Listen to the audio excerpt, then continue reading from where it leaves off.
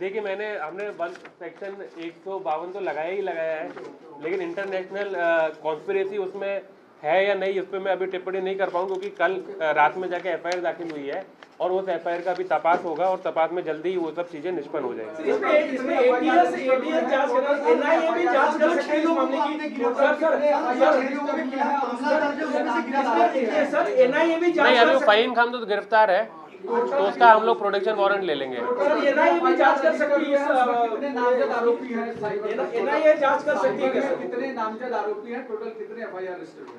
4 FIR दाखिल हुए, जिसमें 50 के ऊपर अभी तक आरोपी हैं, लेकिन और भी प्रोफाइल स्टडी करके वो आरोपी बढ़ाए जाएंगे। कुछ फंडिंग वगैरह की बात भी हुई है कि कुछ सोशल मीडिया के माध्यम से कहीं चैट में आपको नजर आएगा? कुछ नहीं, फंडिंग के बारे में अभी नजर नहीं आया है। सर इसकी एनआईए जांच कर सकती है क्या इस प्रकरण की? तो उसके ऊपर निर्णय देखिए वो केंद्र सरकार लेगी, एटीएस का निर्णय राज्य सरकार लेगी। हमारे पास जो है वो हम जो तपास कर रहे हैं उतनी जानकारी रहेगी। सर विश्व हिंदू परिषद का जो वीडियो था उसके समान ही वीडियो बना के इसने वायरल किया था फहीम खान ने? हाँ, उन्होंने किया था, उसने किया था और भी लोगों ने किया था। इसमें 2 प्रकार के लोग हैं, जो 27/25 है, जिसमें वो जो वीडियो था उसको स्प्रेड करके, उसको मॉडिफाई करके स्प्रेड किया गया था। वो 27/25 में।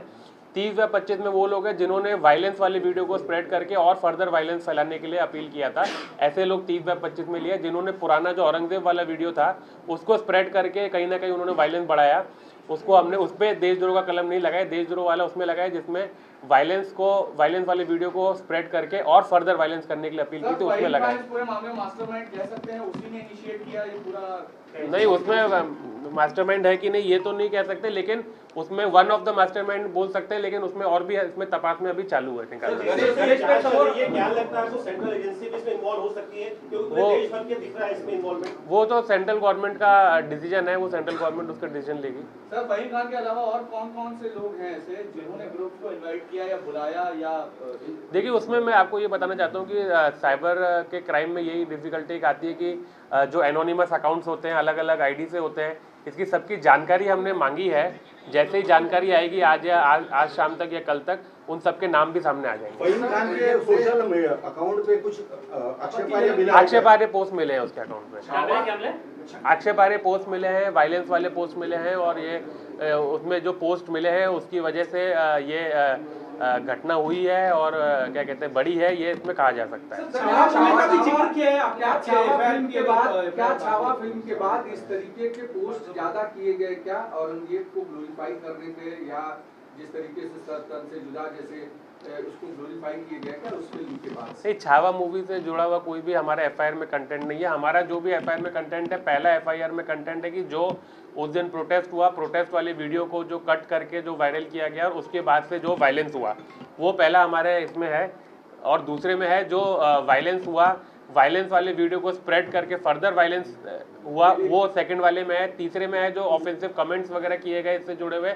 चौथे में है जो वायलेंस को ग्लोरीफाई किया गया और फर्दर वायलेंस करने के लिए अपील किया गया। ऐसे प्रकार के 4 हमारे इसमें है। उस पार्टी के अध्यक्ष और दूसरे कार्यकर्ता ये कह रहे हैं कि फहीम सही था और उसको जानबूझकर अरेस्ट किया गया है, तो क्या उनके पार्टी के अलग अलग नेता कार्यकर्ता जो भी उससे जुड़े लोग थे उन सबको भी इन्वेस्टिगेशन या उनसे जुड़े जो अकाउंट्स हैं उन सबको वेरीफाई और देखिए, इसमें 2 प्रकार की चीज़ें हैं। पहला तो ये फहीम खान जो एक्चुअल में जो वायलेंस हुआ है उसमें अरेस्ट है, और उसके बाद यहाँ पर जो है कि उसने जो कॉन्स्पिरेसी की है, जो सोशल मीडिया पे पोस्ट डाले जिसकी वजह से लोग सब उससे जुड़ गए और बाहर आ गए, तो वो हमने जो प्राइमा फेसाई दिख रहा है कि ऐसा हुआ है।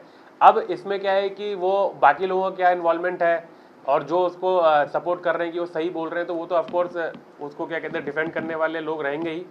लेकिन यहाँ पर जो बेसिकली जो हमने मॉनिटर किया सोशल मीडिया में जो दिख रहा है, उसके हिसाब से ये समझ में आ रहा है कि मिस इन्फॉर्मेशन पहले टप्पे में फैलाई गई। मिस इन्फॉर्मेशन फैलाने के बाद कुछ उसके वायलेंस के वीडियोज निकाले गए, उससे फर्दर वायलेंस बढ़ाया गया। और चौथा जो मैंने जैसा आपको बताया कि वायलेंस को ग्लोरीफाई किया गया, और वो जो चौथा वाला है उसमें बाहर के भी, नागपुर के बाहर के भी।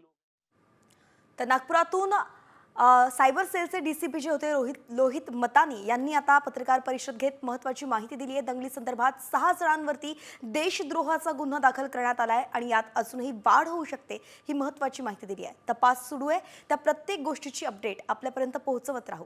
तुर्तास इतरही बातम्या आहेत, त्या सगळ्यांचा आता आपण वेगवान आढावा घेऊयात।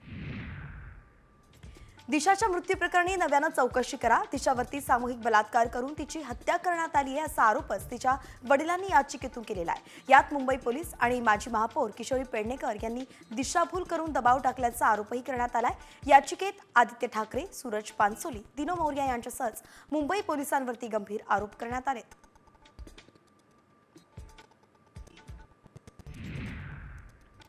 मुंबई हायकोर्टात दाखल करण्यात आलेल्या याचिकेमध्ये दिशाच्या वडिलांनी ठाकरे गटाचे नेते आदित्य ठाकरे आणि किशोरी पेडणेकरांवरती गंभीर आरोप केले। माजी महापौर किशोरी पेडणेकर यांनी दिशाभूल करून दबाव टाकल्याचा आरोप करण्यात आला।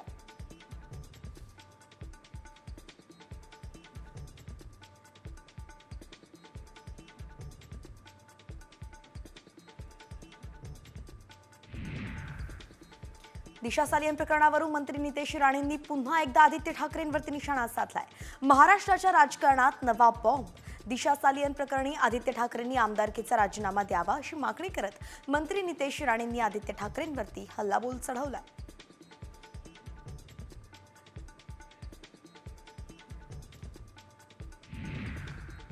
दिशा सालियन मृत्यू प्रकरणी नितेश राणे यांच्या भूमिकेवरती प्रश्नचिन्ह उपस्थित होत आहे। दिशा सालियन मृत्यू प्रकरणी पुरावे आल्यास सादर करण्यासाठी पोलिसांनी नितेश राणे यांना समन्स केलं होतं। एसआयटीनं समन्स करूनही आमदार नितेश राणे यांनी एसआयटी समोर जाणं टाळलं।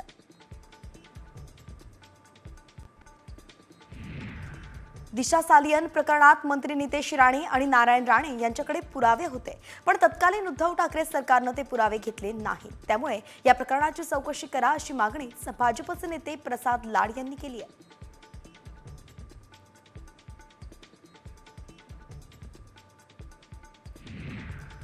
शिवरायांबाबत आक्षेपार्ह विधान करणारा प्रशांत कोरटकर याला कोणत्याही क्षणी अटक होऊ शकते, पण अद्याप तरी कोरटकर पोलिसांच्या हाती लागलेला नाहीये। कोरटकरच्या शोधासाठी कोल्हापूर पोलिसांचं पथक नागपुरात पोहोचलं, तर कोरटकरचा मोबाईल बंद असल्यानं लोकेशन सापडत नाहीये।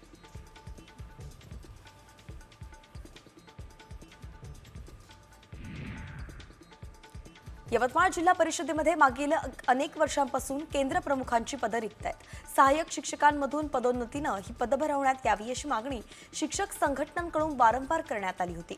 अखेर आता ही मागणी शिक्षण संचालकांनी मान्य केली आहे, त्यामुळे पदं भरण्याचा मार्गही मोकळा झालाय।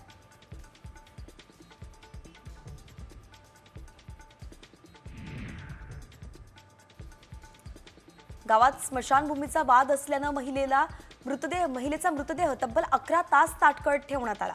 परभणीच्या गंगाखेडमधील सायाळा सुनेगावमध्ये हा प्रकार घडलाय आणि याबाबत सामाजिक कार्यकर्ते गणपत भिसेंनी आवाज उठवला।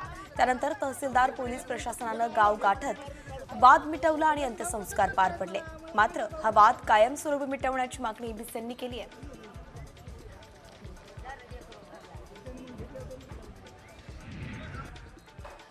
पंढरपुरात भरधाव रिक्षानं दुचाकीस्वाराला उडवलंय। या थरारक अपघाताचा सीसीटीव्ही आता समोर आलाय। दुचाकीस्वार राजकुमार दानोळे यात गंभीर जखमी झालेत आणि पंढरपूर पोलिसांनी या प्रकरणी अज्ञात रिक्षा चालकाच्या विरोधात गुन्हा दाखल केलाय।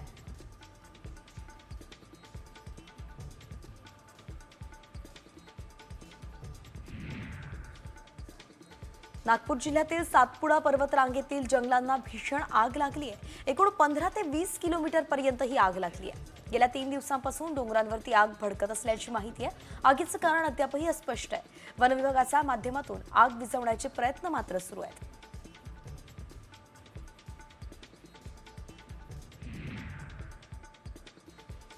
हिंजेवाडी दुर्घटनेनंतर यंत्रणा आता सतर्क झाली आहे। लवकरच बस ओनर्सची बैठक होणार आहे आणि काल हिंजवडीमध्ये खासगी बस जळून 4घांचा दुर्दैवी मृत्यू झाला होता। त्यामुळेच खासगी बसच्या सुरक्षिततेचा प्रश्न पुन्हा निर्माण झालाय।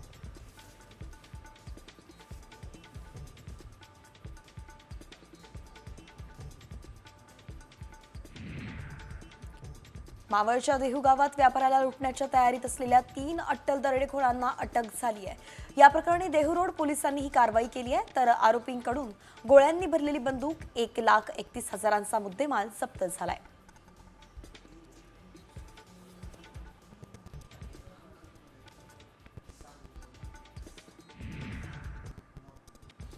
केंद्रीय नार्कोटिक्स ब्युरोनं तुळजापूर ड्रग्ज प्रकरणाचा तपास करावा अशी मागणी ओमराजे निंबाळकरांनी केली आहे. तुळजापूर आणि परंड्यात एमडी ड्रग्ज तस्करी होत असल्याचं समोर आलंय.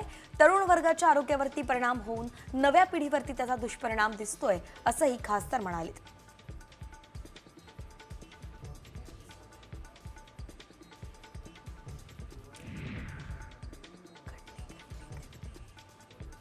नांदेड ग्रामीण पोलीस ठाण्याच्या हद्दीत चोरी आणि घरफोडी करणाऱ्या टोळीला पोलिसांनी अटक केली आहे. विविध भागात 5 ठिकाणी घरफोडी करणाऱ्या 6 संशयितांना पोलिसांनी ताब्यात घेतलाय. त्यांच्या ताब्यातून एकूण 3,85,000चा मुद्देमाल पोलिसांनी जप्त केलाय.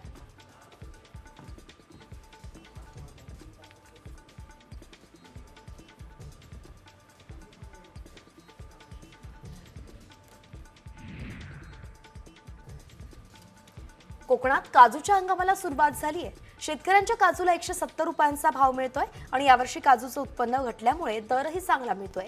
एकीकडे उत्पादन घटलंय तर दुसरीकडे चांगला दर मिळत असल्यानं शेतकरी आनंदित असल्याचं आता पाहायला मिळतंय.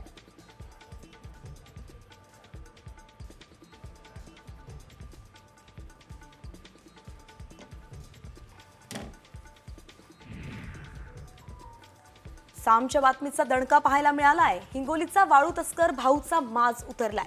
पोलीस खाक्या दाखवताच भाऊनं माफी मागितली आहे.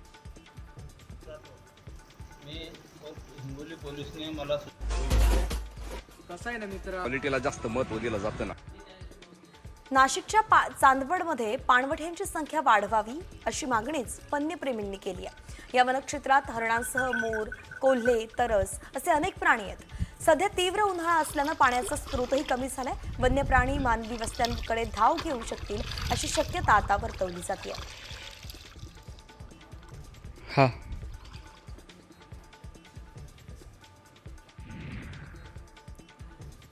येवल्यातील पाटोदा परिसरात गेल्या काही दिवसांपासून बिबट्यानं दहशत माजवली होती.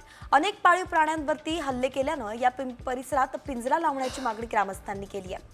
त्यानुसार शेतकरी प्रभाकर बनोटे यांच्या शेतात लावलेल्या पिंजऱ्यात अखेर बिबट्या जेरबंद झालाय. त्यामुळे नागरिकांनी सुटकेचा निश्वास सोडलाय.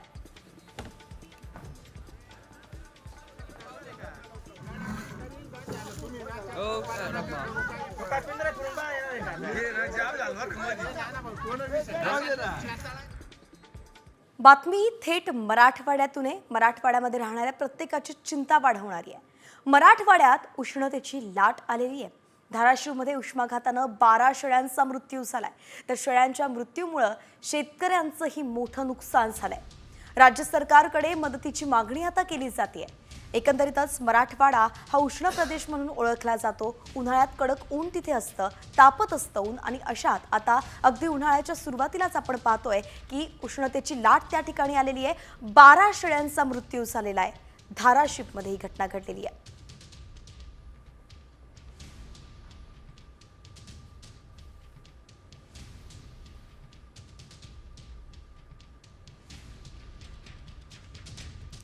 आणि यानंतर आता पुन्हा एकदा वळूयात टॉप 50 कडे.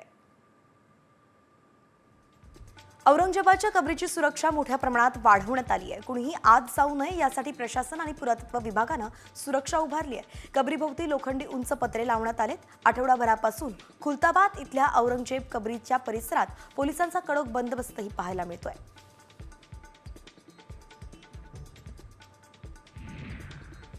हल्ला करणाऱ्यांना कबरीतून खोदून काढू असा निर्वाणीचा इशारा नागपूर दंगल प्रकरणी फडणवीसांनी दिलेला आहे. अफवा पसरवणाऱ्यांना ही घटनेत दोषी धरणार असंही मुख्यमंत्र्यांनी स्पष्ट केलंय.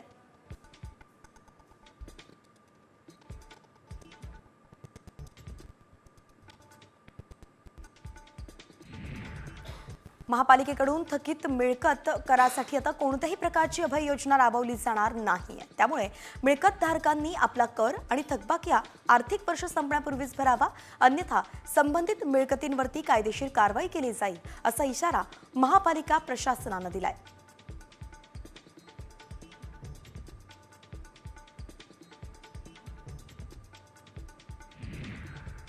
यूपीआय पेमेंट स्वीकारून आता मोठी कमाई करता येणार आहे. 2,000 रुपयांपर्यंतच्या यूपीआय व्यवहारांवरती इन्सेंटिव्ह मिळणार आहे. केंद्रीय मंत्रिमंडळाच्या बैठकीत भीम यूपीआयद्वारे आर्थिक देवाणघेवाण करण्याला प्रोत्साहन देण्यात आलंय आणि या योजनेलाही मंजुरी देण्यात आली आहे.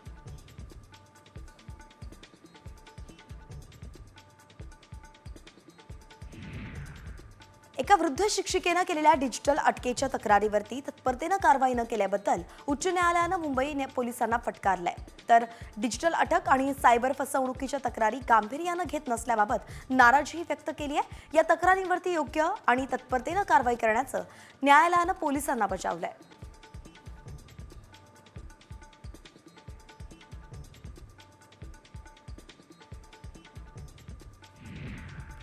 माथेरान बंदचा निर्णय मागे घेण्यात आलाय. आमदार महेंद्र थोरवेंच्या मध्यस्थीनंतर माथेरानकरांनी बेमुदत संप मागे घेतलेला आहे.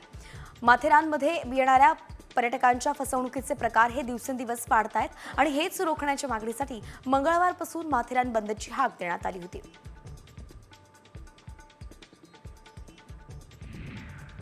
राज्यात बेरोजगारीचं विदारक चित्र आहे. पुण्यात 531 कारागृह महिला पोलीस जागांसाठी भरती सुरू आहे. तर यासाठी या 531 जागांसाठी तब्बल 1,10,000 मुलींनी अर्ज दाखल केलाय. तर 26 मार्चला मैदानी चाचणी पूर्ण झाल्यानंतर पात्र उमेदवारांची लेखी परीक्षा 6 एप्रिलला होणार आहे.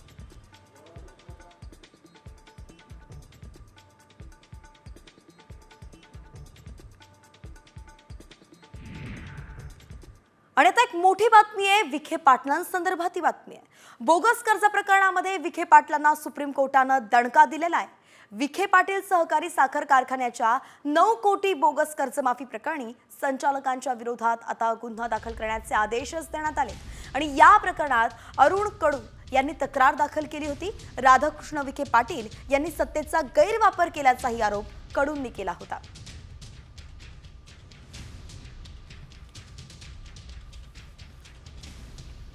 हा जो 9 कोटीचा कर्जमाफीचा विषय आहे, शासनाच्या लक्षात आल्यानंतर शासनाने ते 9 कोटी रुपये परत भरून घेतले. म्हणजे कारखान्याने बँकेकडे दिले, बँकेने शासनाकडे ते पैसे परत भरले. परंतु या 5 वर्षाचा कालावधी याच्यात गेला आणि त्या 5 वर्षात 6% व्याजाचा प्रश्न उपस्थित झाला होता. अद्यापर्यंत तोही प्रश्न मिटलेला नाही. शासन ज्यावेळेस त्या 6%ची वसुली करेल, ती वसुली मात्र सभासदांच्या माथी मारली जाईल आणि त्यालाही आमचा विरोध राहील. आणि यानंतर उर्वरित बातम्यांचा पुन्हा वेगवान आढावा. पुण्यात गुइलेन बॅरे सिंड्रोमचा उद्रेक संपुष्टात आला असला तरी त्याचं कारण अद्यापही अनुत्तरितच आहे. जीबीएस उद्रेकाला कारणीभूत ठरणारे जीवाणू आणि विषाणू मात्र पिण्याच्या पाण्यासह कोंबड्यांमध्येही आढळून आले होते.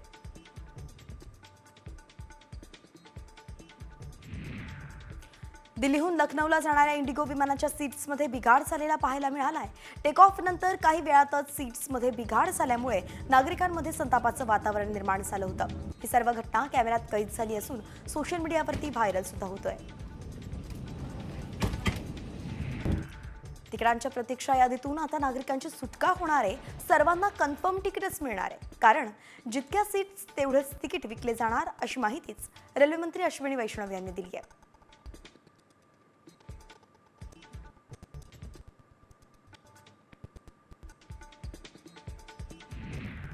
2025-26चं शैक्षणिक वर्ष 15 जूनलाच सुरू होणार आहे. शिक्षणाधिकाऱ्यांनी या संदर्भात माहिती दिली आहे. 1 एप्रिलपासून शैक्षणिक वर्ष सुरू करण्यासंदर्भात शासन स्तरावरून अजून निर्णय झालेला नाहीये आणि त्यामुळे पालक आणि विद्यार्थ्यांनी मनातील संभ्रम काढून टाकावा असं शिक्षणाधिकाऱ्यांनी सांगितलंय.